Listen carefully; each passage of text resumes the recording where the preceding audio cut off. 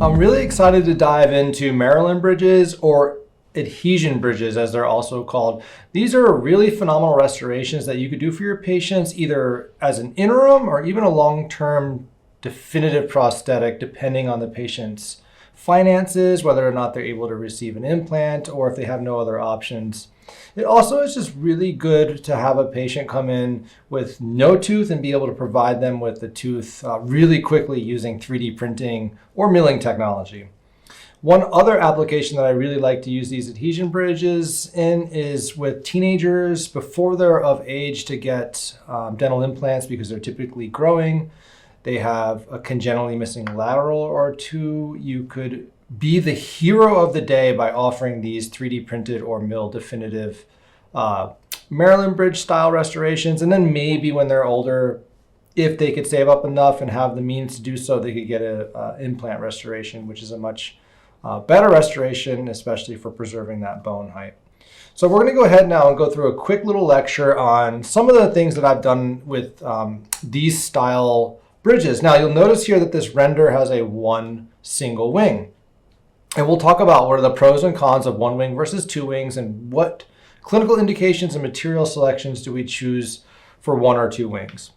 The literature is pretty clear on this. For the greater part of the last decade, we've had a lot of evidence that shows that when you compare two wings versus one wing, that one wing is better than two wings for any type of rigid, brittle, or stiff material. So metal, zirconia, lithium disilicate, other types of porcelains, you want to go with one wing. And the theory behind this, based off of the evidence in the literature, is that as the teeth flex at different rates during function, if you have one wing attached to an abutment tooth, you're able to have that pontic move with the periodontium, move with the teeth as they function. Whereas if you have two wings and you're tying together two teeth that flex at different rates, you create tension, and that tension tends to either debond or fracture one of the wings from the teeth, and then oftentimes they become loose, which then leads to recurrent decay. So one wing is always better for stiff materials, and Dr. Yamashita out of Japan proved this a long time ago. If you compare that to Gus Leviditis and the Maryland Bridge, which was always two wings, classically the one wing always wins in clinical studies. These are either randomized controlled clinical trials or retrospective studies. And you'll typically never find a study published that shows two wings are better than one. Always one wing, and it's kind of counterintuitive. Here's another study. This looked at 211 two-unit cantilevered fixed partial dentures, and they found that, again, 2 units, as in a pontic and one wing, are always better than 3 units. And look at the incredible success rate here. One thing that I would like to point out about this is they had a mean service life of 9.4 years in this study with about a 90% success rate. That's phenomenal. It's a long-term solution. Here's another study that looked at Emax Press in particular, which I've done a lot of Emax one-wing cantilevered adhesion bridges, and they've been really good for me as long as you get the connector height above that 16 millimeter square surface area, which is a huge connector. But this study showed a 100% success rate in 35 patients, which is really good. Now, I have not had a 100% success rate of my Emax cantilevered one-wing fixed partial dentures. Where they fail is where you either have occlusal issues or you're not able to get that connector to be super tall, and then they'll snap right at the connector. The wing doesn't debond, it actually stays bonded onto the tooth. The pontic just comes flying off if you do your bonding correctly. So let's just look at my treatment planning algorithm for one wing versus two wings. Now, one wing, I'm usually doing these in adults. I'm using a stiff material like zirconia, and we'll talk about how to bond zirconia in a minute, lithium disilicate. And they're better for patients that have poor hygiene, because with one wing, you have the other proximal contact free to receive floss, and therefore you don't need to use floss threaders, which if people have trouble brushing their teeth, they're definitely not going to use a floss threader, but they might just be able to pop some floss in there and clean out underneath. Now, where I like two wings is with teenagers. I like two wings with teenagers because, especially if I think there's ever going to be a chance they're going to get an implant, because what two wings do is they retain the space without causing root tipping. And typically when you have one wing, you risk the chance, I've seen this multiple times in my practice lifetime with one wing adhesion bridges, is the retainer tooth tips, the root tips into the space due to the forces of the ponic with the one wing. And that would prevent you from ever putting an implant there unless you went back through orthodontic uprighting of that tooth. And so for teenagers, if you're getting a lot of congenitally missing laterals and teens coming to you for these type of things, you want to try to do two wings as a good space maintainer for that future implant site. In addition to that, if you do use two wings, I like to use a resin-based material. And the reason why I like to do that, for example, 3D printed, is because the resin will flex with the teeth, whereas a rigid material doesn't and tends to pop and debond, where a resin is able to handle that micro movement, and therefore two wings tend to be quite successful. Now, that's not grounded in any type of evidence because there has not been a study published that looked at resin as a one versus two wing solution. All the studies that I've read have been porcelain or metal. Now, I also like two wings. You have to stress good hygiene. If a patient has terrible hygiene, it's kind of a contraindication to do these types of prosthetics to begin with. So let's take a look at a few patients of mine. This is a patient who she was on IV bisphosphonates, was not a candidate for implants. She had risk for osteonecrosis of the jaw. She's had a history of issues with implants and failed implants and bone sloughing and degranulation. So she just wanted a simple, easy fix here. So what we did was we just mirror imaged tooth number 9 into 8. However, before we did this, we went ahead and put it in Smile Design to see if the space was the exact same size, and surely it was not. So I added a little bit of composite to the mesial of tooth number 9, and then I mirror imaged with a Emax one wing bonded bridge, and the wing was tied to tooth number 9. So 8 was cantilevered off of 9, and this is kind of one of the risks you have to talk to your patients about doing that, again, is the root tipping. Now, she never wanted to get an implant, so I felt pretty confident that this could be a definitive solution for her. I milled it in-house out of lithium disilicate Emax. Let me just back up one. You can check that out right there. Now, one thing that I think is cool, when you explain this to patients, it's easy for them to understand if you draw this out, where you show a root tipping and hitting a screw of an implant. So you just want to make sure that, hey, are you sure you're not going to want to get an implant here? Because this is a risk, and then we're going to have to do some ortho to move some things around, right? And sometimes that can be difficult. Here's another patient, and this is kind of fun. She has a one wing Maryland bridge on site number 7. Okay. And it's moved the root and the whole entire tooth, number 8, where the wing is basically bonded to. You can see the mesioangular tilt, the distal rotation of the root into the lateral space, making implant very difficult, as you can see there. This is very common with one wing Maryland bridge style restorations. Okay, so let's review this case. I want to go through what we did here. We wound up sneaking an implant into this space, and she has existing restorations across some of her front teeth, and she wanted to get veneers and crowns anyway. So what we went ahead and did was we prepped the teeth for anterior restorations. I placed an implant in site number 7, and we did some cosmetic work and things like that on her. I will tell you this, it made implant placement very, very difficult on that site number 7. So here I am sectioning off her old Maryland bridge, and then I went ahead and removed the wing from the lingual of tooth number 8. And then I place my surgical guide. Now, again, we're kind of threading the needle with this implant here because of the tippage of the root.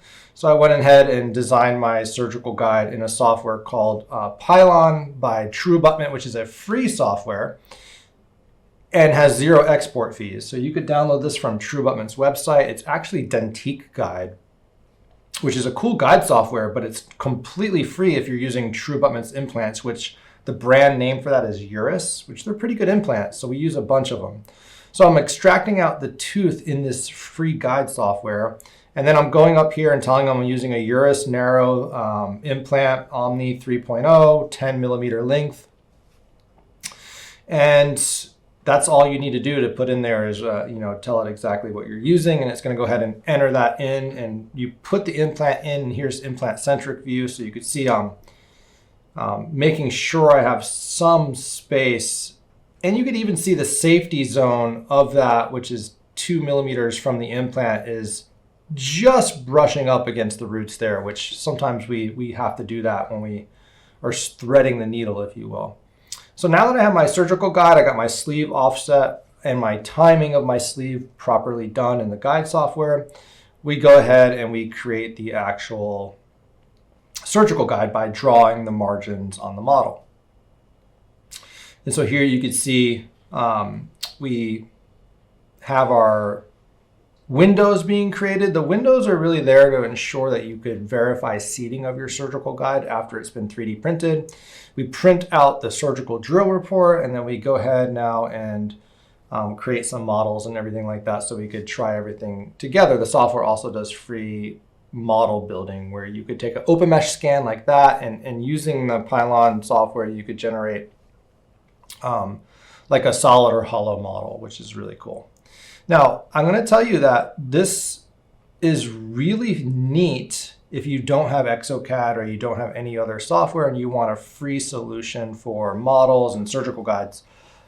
You could theoretically use other implants with this guided kit if you didn't want to stay within the TrueAbutment implant brand world, but it is a phenomenal implant anyway. So if you're going to go ahead and use this software, you might as well just use their implant. It's really good.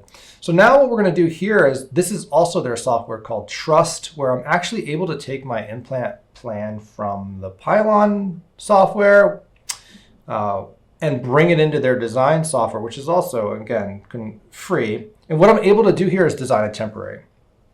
And there's multiple ways that I could do that. I could either import in the scan body from the Dentique guide or the Pylon guide software, and it comes into this software and allows me to design a tie-based restoration pre-surgically, or I could design a custom healer.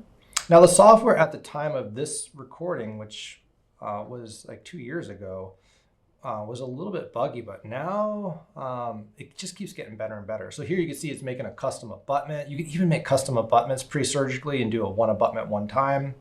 You could design this and send it to TrueAbutment if you don't have a mill, and they could mill that abutment for you. So you could place your implant. If you get torque, you could screw your abutment in and then 3D print your temporary crown to go on top, and then just replace the crown for porcelain later if you choose. But what I decided to do is create like a custom healer. And so what I'm doing is I'm melting back their little custom abutment into a little button. And that button is going to have subcritical contours, the shape that I want. And I could 3D print that, and I actually could 3D print that and either bond it onto a tie base, or I could even print it direct to fixture. I'll show you what that means in a minute. Now, there's a few philosophies on that. If you 3D print direct to fixture and you're going into the platform, that microflexure of the resin, some people will say, will cause micro leakage and micro gap formation and bacteria and bone loss. But I've not found that to be true. That's the zero bone loss concept there. So here's the actual file, and we're just going to go ahead and 3D print that whole little piece. And you could also print the crown on top of it as one piece. So we're going to do the surgery here. I'm just doing like rolling that keratinized tissue to the buccal. I don't recommend doing flap-free surgeries in the anterior. You're going to blow away a lot of healthy keratinized tissue. And I'm placing my implant here. It's a 3-0, so it's like 1 or 2 steps. And then get the timing right on the implant. This is the implant driver. And look, I have two options. I have a little custom healer, or I have a full contour crown. I decided to go with the custom healer because we didn't get a phenomenal amount of torque here. We were below 25, and so I'm just going to cover that thing and let it heal. And then what I'm going to do is prepare all the teeth for veneers or full coverage crowns, depending on what she presents with. Do some gingivectomy on site number 10, and then I'm going to 3D print some direct to prep restorations using, in this case, I used Onyx Tough Hollywood Bleach, which is one of my favorites. So here I'm prepping the teeth really quick, just so I could get some restorations to be able to go in place on the day of. And you can see I did the gingivectomy, I think already on tooth number 10. And we're just preparing everything down, doing what I call rough cuts or rough preps. These wouldn't be the final preps. These are a day of surgery preps to get restorations in place to give her a smile that she could go home with and be happy. And so I'm packing some cords, doing some scanning. And then what this does is it goes into exocad. And in exocad, I'm marking my margins, and I already had waxed the case up, so I don't need to redesign the case in exocad. It's literally just merging my prep scan to my preoperative scan, and then I'm going from this particular scene with her preoperative condition and her face scan. Here, the face scan that we use is called the Vectra, which has some of the best color in photorealism of a face scan, but some of the worst mesh density. So this is kind of an older unit. We don't really use that much anymore. But you could see her here now with the wax up. We printed the individual veneers, and we're going to go ahead and characterize them using the candy coating technique, which of course in your Mod Pro there's like 100 videos on how to use candy coating. And then we're going to go ahead and etch, and I'm actually going to bond them in and give her about 6 months to heal like that. And then I'm going to go back and I'll take all of those off, and I'll refine the preps and make final impressions. And there she is. Super sweet kid. And that's what she ended up looking like with the zirconia in place. Okay, so here's another case where we have a tooth that has been extracted, and we're going to do a single wing adhesion bridge. Now, this is kind of a hard case because, first of all, we have a little bit of recession where that tooth was extracted recently, and we also have some coloring issues and some craze lines and some fractures and all sorts of really cool things to try to get a single lateral to match. She's got this kind of D color, but also with a lot of C and lower value gray areas. And that's the best that we were able to come up with for her with this particular case. That was put on as a definitive restoration. This was milled out of lithium disilicate, okay, on a chair side milling system. I tried to add little craze lines on that restoration, as you could see there, but she was super happy with that result. Here's another case. I love this case because he's got a lot of yellows and tetracycline on the tooth, which means my job's actually easier. The hardest cases to do single unit wise aren't the cases like this where there's a bunch of colors. That's hard for the lab to do, but not for docs to do because we just have the patient right there. We could customize it. This is the one wing milled adhesion bridge that I designed. There it is tried in the kind of green state before it's been fired. We have a phenomenal fit. And there it is characterized with all the gnarly colors, and typically what I do is right there in the mouth, I'll go ahead and paint it. And there it is bonded in. Patient was absolutely thrilled with this result. It just blends in with the woodwork for a patient like this. And this is what it looks like from the lingual. One wing, giant connector. Okay, the connectors almost are all the way to the incisal edge. That is a necessary evil when doing lithium disilicate. So there's the codes. For ceramic, the D6548 for retainers and the D6245 for the Pontics. Here's another case. This particular patient, we did bilateral lithium disilicate Maryland bridges as a temporary. We actually did grafting, and we're going to put her into some implant restorations later on down the road, but these were in place for about 8 months while she healed. We decided to go 2 wings for her, mainly because we grafted and I didn't want any tipping of the roots. That can happen in as early as 6 to 8 months, by the way. So I just wanted to make, because I knew she was getting implants, I wanted to make sure that we maintain that space. Here's another case that we did a single tooth Maryland bridge.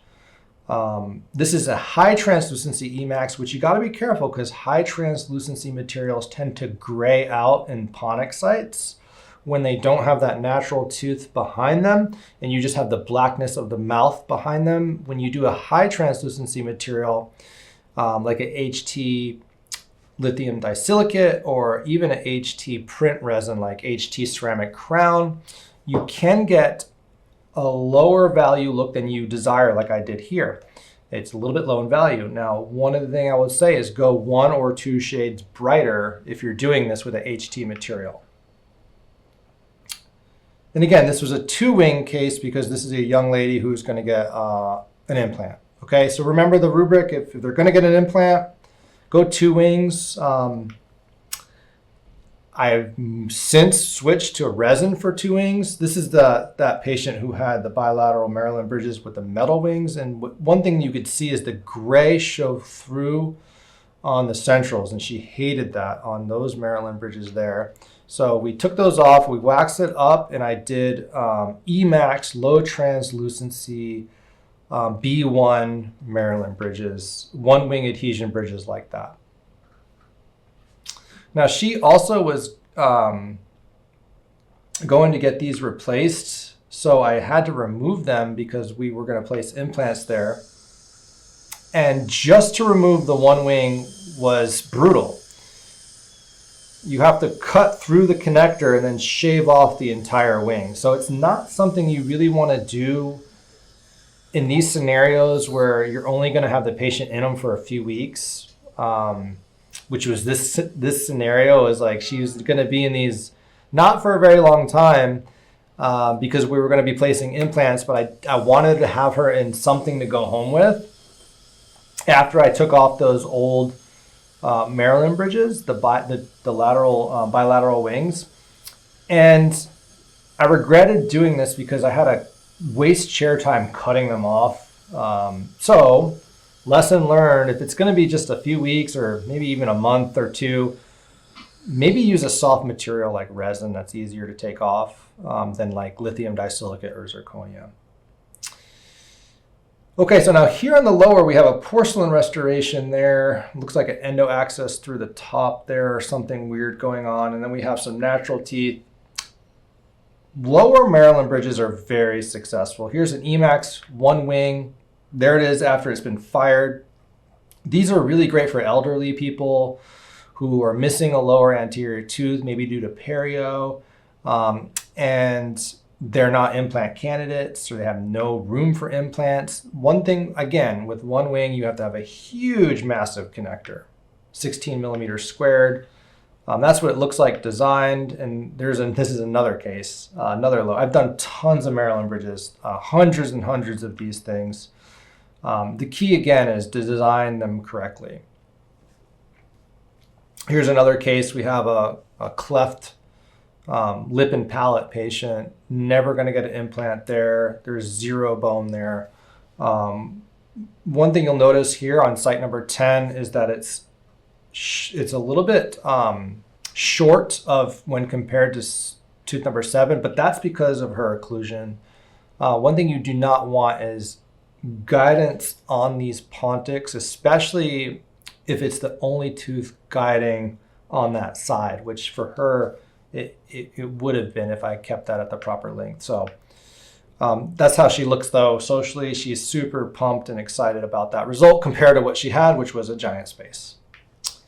And again, so these lower Maryland bridges are really fun to do. Whether they're 1-wing porcelain or 2 wings printed, it's just the same exact design concepts. You need flat guide planes, so you don't want massive undercuts. So sometimes I take that burr and just make a flat little guide plane on the interproximal to make sure that's going to seat down nicely.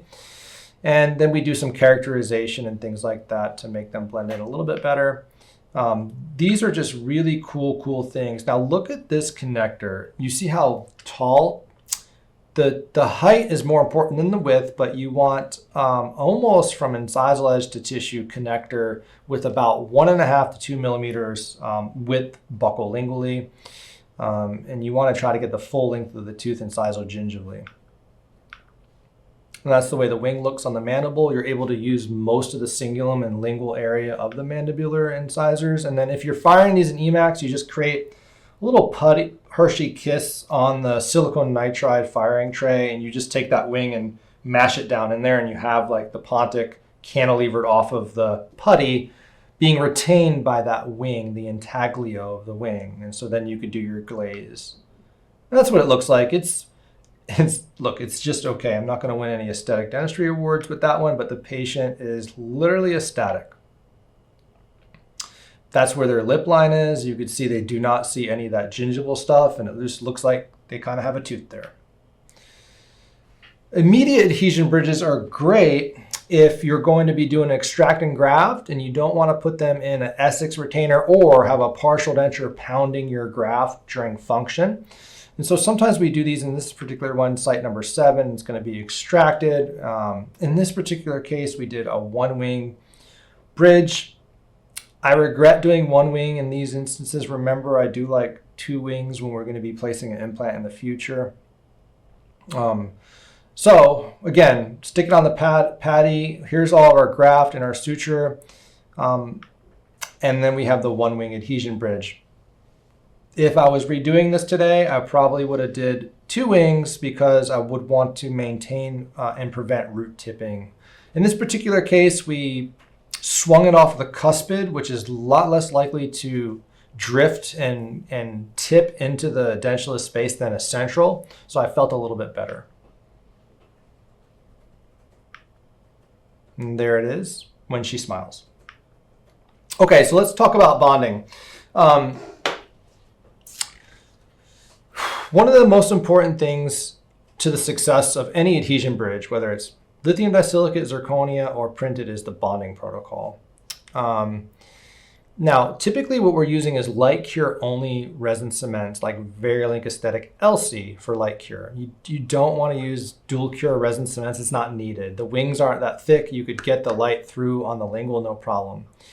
Step number 1 is to air braid or plain pumice the tooth in the mouth to get it clean from the pellicle or plaque. Step number 2 is to etch the enamel. You're going to dry it and you're going to use a universal adhesive like Adhes Universal. I like Adhes Universal from Ivoclar because it's literally been the adhesive I've been using for the past 7 years, and it's been phenomenal. It's got a super thin film thickness, but you still need to air thin it on the tooth, okay? And then you have the option of curing or not curing that adhesive if it's in enamel only. Okay, so if you're worried about puddling and perhaps preventing the seating of the wing because maybe you globbed it somewhere, don't cure it. If it's all enamel, you don't have to polymerize it. However, if it's in dentin, you always have to polymerize it if you're doing this technique, unless you're doing some type of IDS technique. So after we do that, we have to prepare the actual print or the ceramic. So if it's printed, you're going to remove it from the build plate. You're going to wash it and cure it and do all the proper finishing that you know how to do. You're going to try it in and everything, make sure it fits, and then you're going to air braid the wing with 30 to 50 micron aluminum oxide particles at about 2 bar pressure, which is about 28, 29 psi.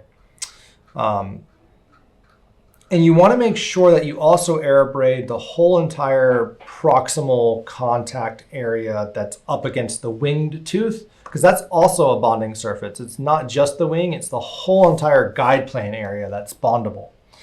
And then you're going to, after you air braid it, you're going to rinse it and clean it, and then you're going to apply silane like Monobond Plus. And then after you dry the silane, you're going to paint the wing and guide plane area with adhesive. Again, same adhesive I like to use as Adhes Universal. And then it says here, load it with DC or LC, depending on the philosophy. I always pick LC, light cure only. If you're doing Emax, it's different.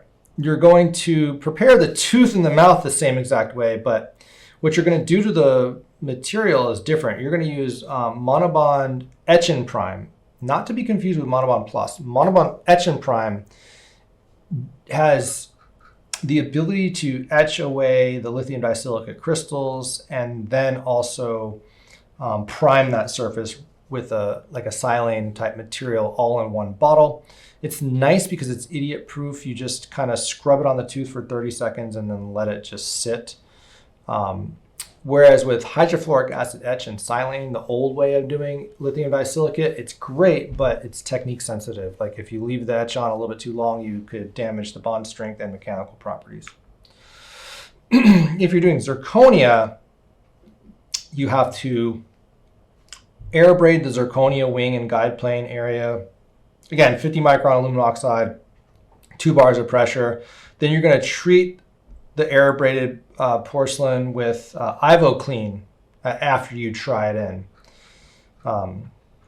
If you don't try it in, you don't need to use the IvoClean. However, I still like IvoClean because it has a low pH, which helps the MDP bond anyway. What I mean by that is IvoClean has a pH of 13 on a logarithmic scale, so it's very basic. And so what happens is when you treat it with MDP after the IvoClean step, that 10-methacrylol oxydecyl dihydrogen phosphate, the dihydrogen phosphate group is what sticks to the zirconia, but it has hydrogens on the oxygens on the phosphate. Those need to be ripped off. And IvoClean, being basic, better prepares that surface to be a hydrogen receiver. And so the phosphate could be a hydrogen donor to that basic surface, thereby then freeing up the MDP to form better covalent bonds with the zirconium oxide layer. So after you do that, you're going to use some MDP containing solution like Ivoclar Monobond Plus or Kuraray Ceramic Primer Plus. If you do Ceramic Primer Plus by Kuraray, you want to pair it with Alloy Primer as well, which is in our other bonding videos. We just don't want to go too deep into the weeds here with bonding. Okay, so that's in a nutshell, just a little background on adhesion bridges. Let's just reiterate. I like to do 2 wings for printed. I like to do 2 wings on teenagers or when I know there's going to be an implant to better hold that space. I like to do 1 wings with porcelain, zirconia, or metal. And I like to do 1 wing when I know there's never going to be an implant placed because I know I'm going to get root tippage. Okay, so other than that, that's basically all there is to know about adhesion bridges. Keep the connectors super tall, fat as you can. Even at the compromise a little bit of aesthetics, there's always a compromise in anything we do in dentistry. And then learn your bonding protocols for your materials and you should be good to go.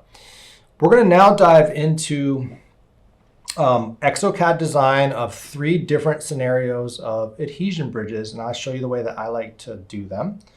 And then after the exocad design, we're going to take you through a real patient case that we're going to have all the details for you and take you step by step from my philosophy of treatment planning to how we bonded it on, delivery, aesthetics, and everything like that. So you got kind of a 3-pronged approach here. We got a little bit of background and evidence. We got some exocad design, which you know I love.